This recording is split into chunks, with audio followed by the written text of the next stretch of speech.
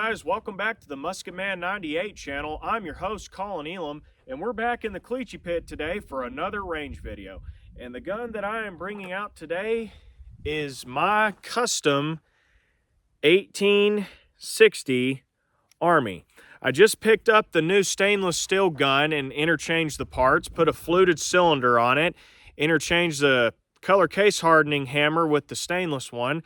I've got a ivory grip on the way. It's just hardened plastic to get rid of the brown one. Still looks neat, but as you can see, I kind of interchanged the parts to give it a silver blue look, and it came out great. The screws have been replaced with the blue ones. Gun's not loaded right now, by the way, and it just came out real great. So I had some time this weekend, thought I would come back out to my farm in our Cleachy Pit and do some shooting. So what I'm going to be demonstrating today is I'm going to be going over paper cartridges for the cap and ball revolver that I just made, first time making them. So military style paper cartridges for the 1860 Army. And I'll also be going over loose powder and ball using a wad, caps, using a capper, how to use the cap to cap a gun without a capper, different powder measures, stuff like that. I'll be demonstrating that stuff. But I'll mostly be going over the experiment of the paper cartridges versus the loose powder and ball. We're going to be shooting about 4 sets total of rounds just to see what kind of results we can get.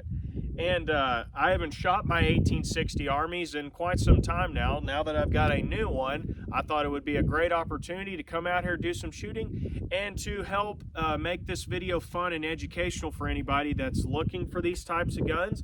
Maybe they want to know how to make paper cartridges or how to load them with this particular gun, loose powder and ball, whatever. That's the whole demonstration of this video, and we're going to have fun doing it. I know I do. It's always a good day when you can come out and shoot a gun of any kind.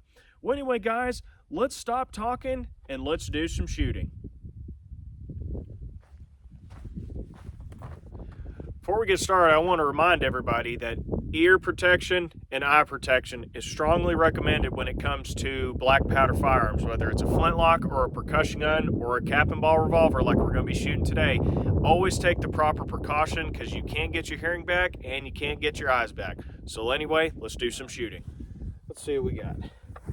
All right, guys, so my target today is the same one from my 1757 Spanish musket video, which is just your sighting in, normal standard target. I've kind of refurbished it, taped up some old holes. So the holes up here, down here, don't pay any attention to those. Those are from my 1757 Spanish musket, which, by the way, if you haven't seen that video, go check it out. So anyway, that's what we're shooting at. We're only going to be shooting about, like I said, 15, 20 yards, nothing too far because it is a pistol. So I've just taped up some of the holes and I've given myself a pretty big target here. So anyway, guys, let's get back to the shooting table, see what I can do. All right, guys, so I'm going to demonstrate how to load up the round ball paper cartridges. And right off the bat, I'm going to say something about the 1860 Army frames. And this also follows into the 1851 frames too, whether it's a Pietta or a Uberti. So as you can see with these round ball paper cartridges, they're not like a conical bullet or an Arizgon bullet where they point out very far. So what's going to happen when you do those bullets are not going to want to go under the loading lever with this gap here. So what you're going to have to do if you're using conical bullets, Arizgon bullets, you're going to have to alter your frame with a die grinder or of some kind, which there's videos out there. In fact, Mike Bellevue has a video on how he did this. You'll have to take away some metal, repolish it, reblue it, or if it's stainless, keep it polished in order for it to accept bullets with paper cartridges. But with the round ball paper cartridges, without it being the gun being altered, there is a way to do it that's a little bit easier. But I just wanted to tell that for y'all, that anybody that was going to try and do this with bullets, unfortunately, with the barrel the way it is, they won't load unless you have a tower of power loader for your cylinder. So you will have to alter your gun in order to do that. But since we don't have to do that with these, there's a little trick to do it to get the round ball paper cartridges into the gun, and I'm going to demonstrate that. So I've already got 4 loaded because I just wanted to demonstrate 2. So we'll get to an empty chamber. Okay, here we go. So what we're going to do, and there's a little trick. Like I said, paper cartridge, Ready to go. And these paper cartridges, before I start, are 30 grains of Pyrex, and they're made out of cigarette rolling paper and Elmer's glue. In order to do that, I have a kit that I got to make these, and they came out pretty good for the first time. So that's what we're shooting today, 30 grains of Pyrex, nothing too serious, with just a .454 round ball. All right, so the trick, and it's gonna be kind of hard on camera, there we go. So with your cartridge, you kind of want to help guide it into the chamber, if you guys can see. And see, now it's already kind of going in. So what you want to do is kind of rock the cylinder back and forth and just push the cartridge down and help guide it till it can go under the loading lever. Once it does, just simply guide it in the rest of the way. So now you're ready to go. And all you have to do is load the cartridge. And what you get with all your guns, as you can see, it's a little bit messy in there. And by the way, I did lubricate these with black powder lube, which is just lamb's tallow and beeswax. And as you can see, I can't really get it, but that is what's left of the cartridge when you load it. That also lets you know you have a good tight seal, and it gets off any of the excess paper and the excess lubricant, which is exactly what you want. So we got one more chamber left. I'm going to demonstrate that one last time. So here we go. Got our cartridge. You just kind of want to get that end and help guide it in at first. Then you just kind of want to slowly start wiggling the cylinder and guiding it down till it can go under the cutout for the loading lever. And you just push it in the rest of the way. Get your loading lever, put on top, and plunge it home good and tight. And you're all loaded up, ready to go. So that's about it. It's pretty simple, nothing too hard and fancy. You got some of your lead coming off there, which is what you want, and that's what you get. As you can see, some of the paper and the wax means you have a good tight fit, so that's good. If you're not getting that, it means you probably have a loose fit and you need to up your ball size just for safety reasons. But as you can see, the whole cylinder is loaded up, and with that wax, it will help lubricate the side of the gun, as you can see where it's getting in there, which is where the fouling is the worst. And that's good. That's exactly what you want. And this waxing your balls or bullets with your cartridges will also help you prevent a chain fire, and it will lubricate your barrel between shots. So that's also why we do that. So anyway, guys, that's how you load it up. The last step is to cap it. All right, guys, so the last thing to do is to cap your gun. And what I've got here today is the Ted Cash capper, or the teardrop capper. I actually talked about this in one of my previous gun table talk videos. I recommend you go check that out for more information. But this one is it's a universal capper to work on virtually every cap and ball revolver, every shotgun rifle that takes these caps. It will work, but it was mainly designed for cap and ball revolvers. And what we're going to be shooting today is CCI number 11 caps. This will also take number 10s as well. 10 and 11s of any brand will fit in this capper. So in order to cap up your revolver, got the cylinder on half cock so it frees it up. And what you got here, and the way to activate it is this little button right here, if the camera will focus, is you just push down till it accepts a cap. Cap falls in to these little teeth that grabs hold. And all that you need to do is simply get it onto a nipple. Now that you've got it seated good, just pull. And I'm sorry, I hit the camera there. And now you've got a cap seated very well on that nipple, and it is not going to come off. So it's going to crimp that pretty good to where it should not fall off. So I'm going to try and demonstrate that again without hitting the camera. Sorry about that. Let's see. So let's see. Push down. There's a new cap. Get on a nipple and pull. Oh, that one didn't work. And sometimes that can happen if you don't get a good fit. I'm actually kind of glad that happened to demonstrate that. If you don't get a good, nice fit in these cappers, sometimes they won't exactly grab hold. I'm gonna lose that cap. Those are gold. And that can sometimes happen. So let's try again. And that's okay if it happens. I'm actually kind of glad that happened for educational purposes. So let's try it again. Okay, we went on.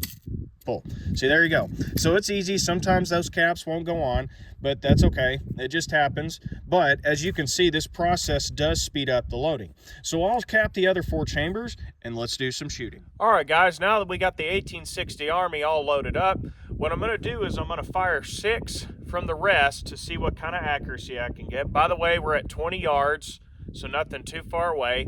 Then I'm going to switch out cylinders because I've got another preloaded cylinder, and I'm going to do it from the same distance, same load, same ball size, offhand to see what kind of accuracy we can get with the paper cartridges. All right, so let's get to shooting. Let's see what we can do.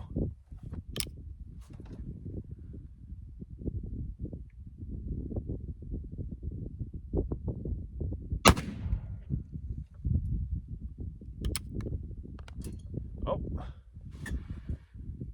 had a cap fall off. Sorry about that, guys. I actually had a cap fall off one of the nipples. I'm actually kind of glad that happened for a learning experience right here. If you're ever shooting your cap and ball revolvers, whatever you're shooting, and you notice a cap falls off of a loaded chamber, stop shooting. What you need to do is either find the cap or get a new one, recap it before you continue shooting. Reason why that is because if the slightest spark jumps in to that naked nipple, it can set off a chain fire, which could possibly cause bodily harm or damage your gun. So anyway, just wanted to say that. I'm actually kind of glad that happened. Yeah, that sometimes can happen with these cap and ball revolvers. So just make sure you're being safe with your guns if something like that happens. Well, anyway, guys, let's continue shooting.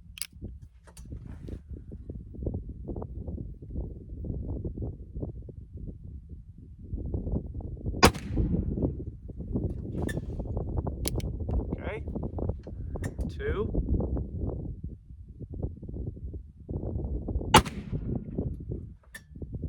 3.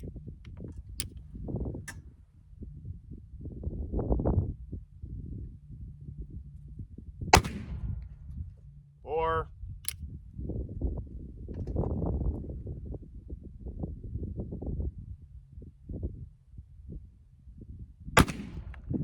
5.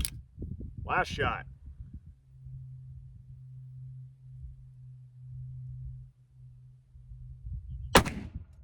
And 6. All right, all 6 fired, no problem. No hang fires. They actually did pretty well. Not too bad. So let's go check out the target and see what we did. Let's see what we did. All right, guys, so if you can see right off the bat, we had all 6 shots hit the paper. They all ignited very well. There was no delay, no hang fires, no problems.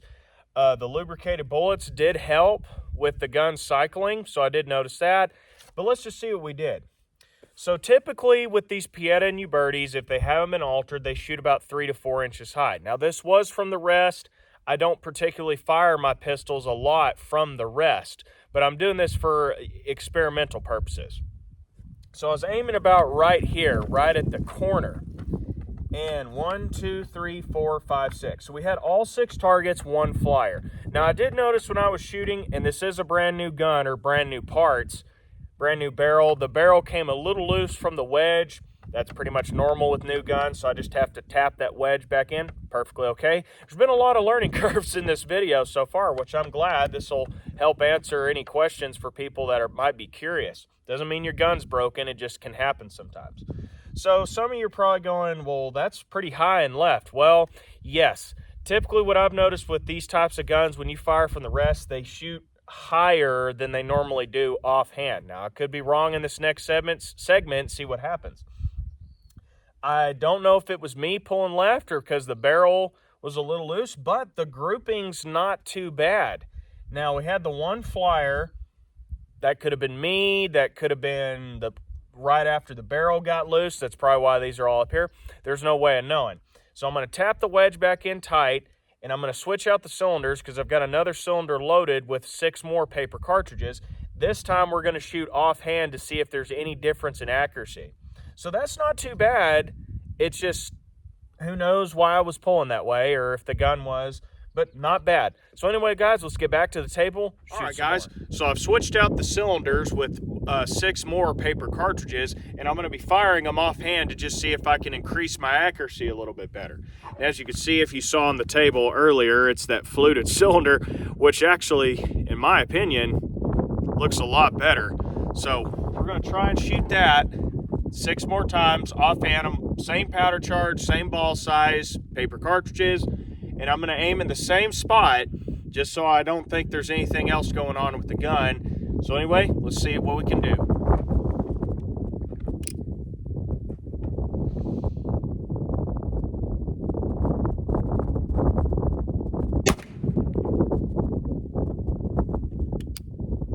Bit of a cap jam.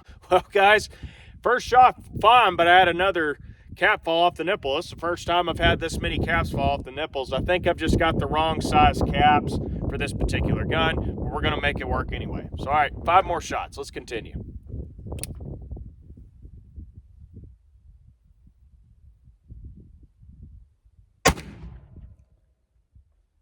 Come on now. New gun.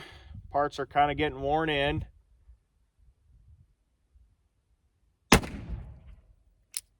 There we go. Get off there.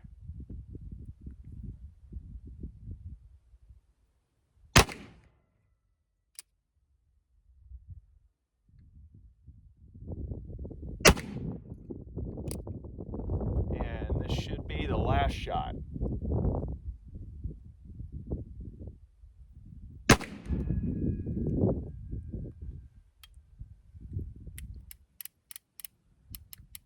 All right, 6 shots. Let's go check out the target, see what I did. All right, guys, let's see what we did here. So, actually about the same results. We had, let's see, there's one here. Yeah, let's see. One is somewhere. It's one of these, I know. Then 2, 3, 4, 5, 6. So we had one flyer again, which could have been me, or maybe one of the chambers is not lining up with the barrel too good. But the rest were in a tight grouping. But for some reason, this gun is shooting very high and to the left for some reason. My other Pietta 1860 Armory doesn't seem to have that much of an effect, but it is a brand new gun. It probably just needs to be worn in, and it's the first time he's shooting paper cartridges, so that could be a factor too why it's shooting like that. But as far as grouping goes, that's pretty good for a paper cartridge. That's not bad. It's just you would have to do some Kentucky windage. You'd have to aim like here to hit him, which is not practical, but maybe the gun just needs a little bit of an adjustment. Maybe I have to send it in, get that repaired. Who knows? But anyway, guys, I'm going to head back to the shooting table, and I'm going to load loose powder and loose ball with caps to see if there's any difference in performance of the gun or if the accuracy changes anyway. So let's get back to the shooting table. All right, guys, I'm going to be demonstrating how to load up the 1860 Army with loose powder and ball versus the paper cartridge, which this is actually the more common way of loading these up. So anyway, I'm just going to demonstrate that for you now. So most powder that you can get is flasks that you can put in flasks like this, whether it's Pyrex or traditional black powder, and they come in different types of flasks as well. This one's a Pedersoli. As you can see, you can hear the powder in there. Come with a little nozzle. Typically these, when they're this big, will come in 24 grain nozzles, which what you can do is this little lever you push down, give it some little shaking, and that will fill up the nozzle with powder. That is one way to do it. I don't like doing it that way because I like to shoot a little bit more than 24 grains, but that is an option, and you can get other nozzles as well to lower your powder charge or up your powder charge.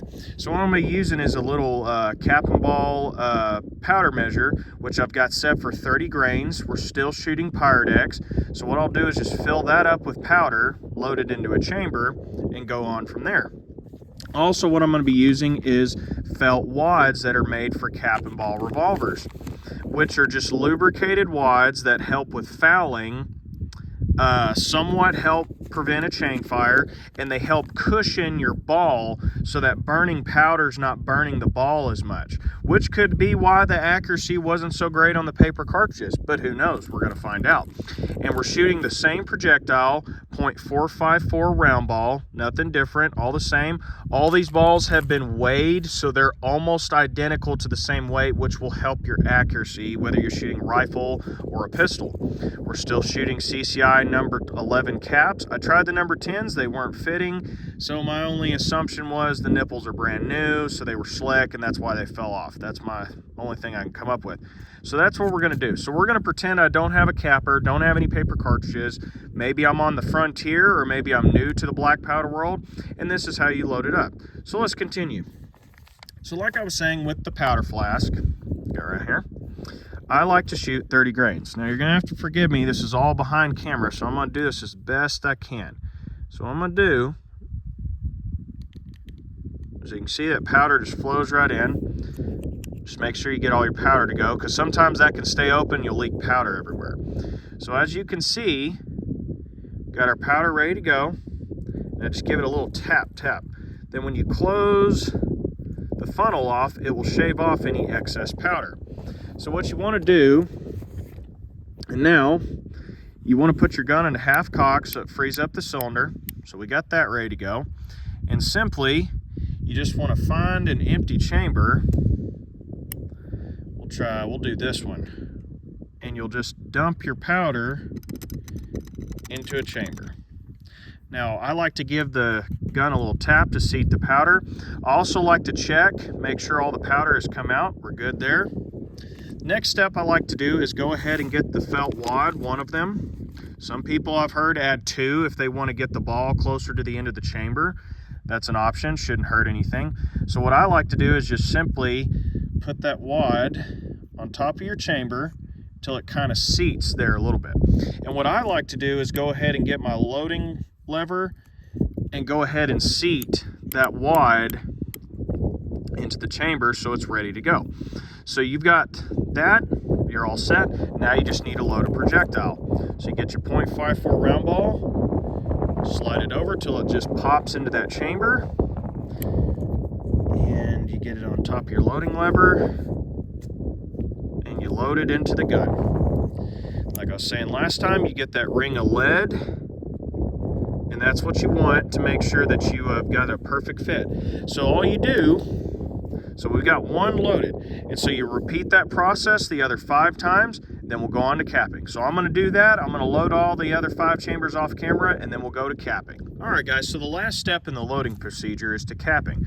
So we did with the paper cartridges, we used the Ted Cash capper, but a lot of times maybe on the frontier, they would have probably not have that luxury, or if you're new to the black powder world, or if you simply don't have a capper, there's an easy way to do it. You got to do it the old-fashioned way. So what I like to do after our cylinder is all loaded up is to get a naked cap, put on half cock to free up your cylinder. Now this is what I like to do. Now some people advise against this. So you see how it's a perfect circle, and we've already experienced in this video the caps falling off. So what I like to do is just pinch it slightly so you've turned it from a circle to an oval. Now, some people don't like doing that. I've been doing it for 9 years, have never had a cap fall off when I do this. So once you do that, you want to get one of the more flat ends, kind of put it onto the nipple, like that, if you can kind of see, and just push down, and it slides on. So as you can see, loading lever was down, it just slides onto that nipple nice and tight, rotates just fine. And I'll do it one more time to demonstrate. Now, I won't lie, doing this multiple times, your fingers will get tired. So just kind of, like I said, enough to make it a little bit of an oval, maybe a little bit more. There we go. So don't just squish it end to end, because then you're probably going to ruin the cap. This works fine. I haven't seen a problem with it. Some people would advise against that, but it works for me. So if you're having a lot of problems with them falling off, this will help. So as you can see, kind of got it there, and just push down. You can hear it pop on, and it is on there. So you can see it's not loose at all. it is there to stay.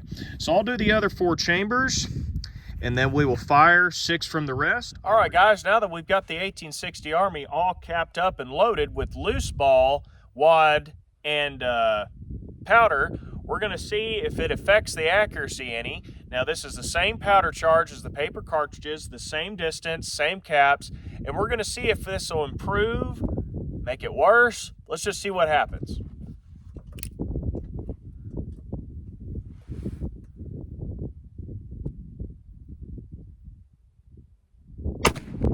One.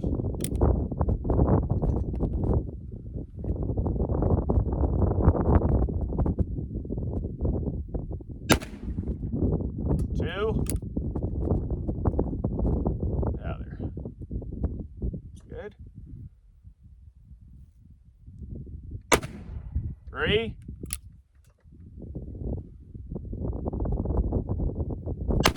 4.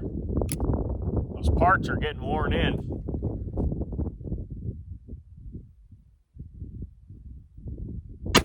5. And last shot.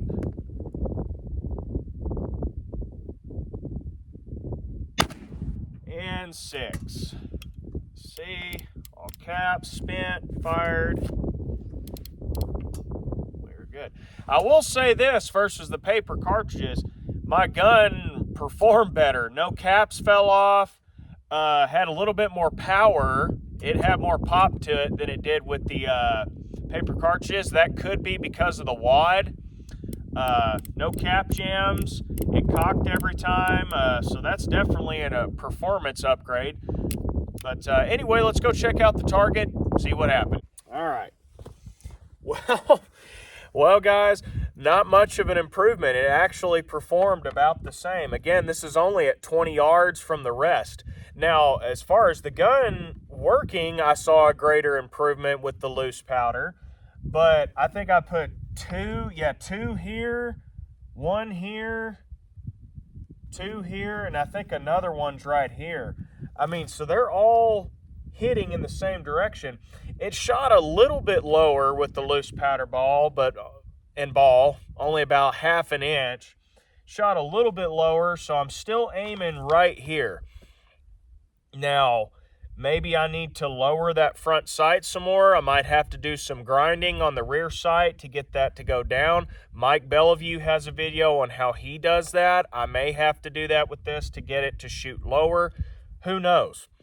But I am impressed with the consistency. There's only been one flyer at 20 yards, only one flyer. That's from Offhand and from the rest. I'm impressed. With the grouping it's flying, that's pretty good.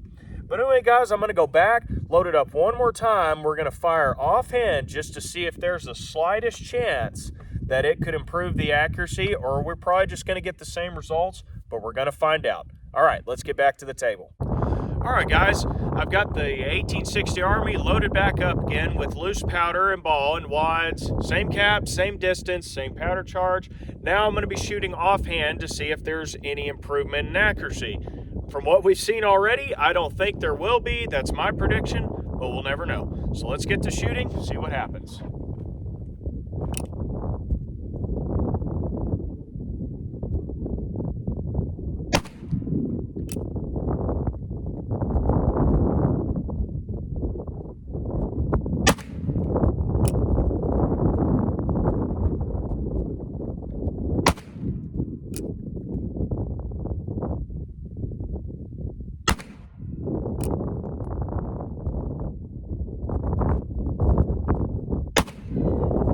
Last shot.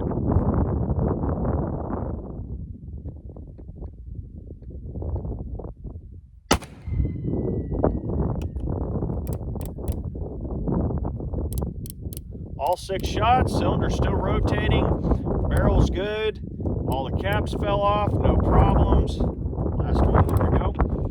All right, not bad. I thought the performance was pretty good. Well, let's head over to the target, see what happened. Well, and just like I predicted, nothing much changed. The only thing I can say it's different, it's slowly starting to shoot lower. So I don't know if the barrel's getting worn in or I'm getting used to it. I don't know.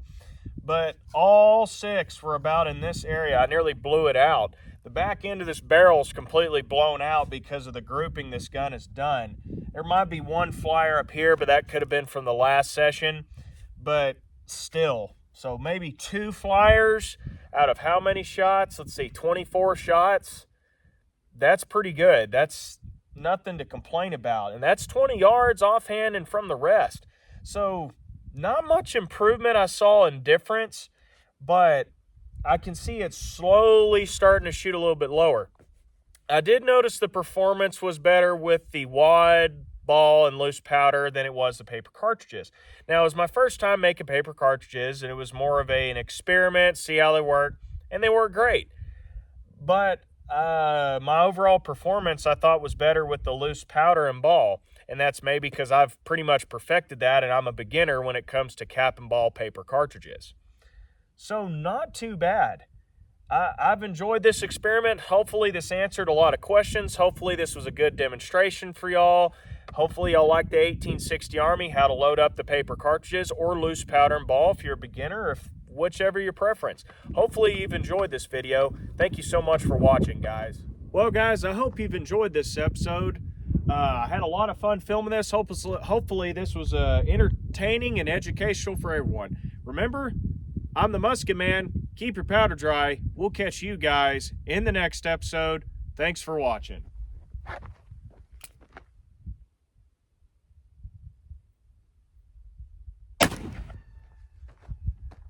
See you later, guys.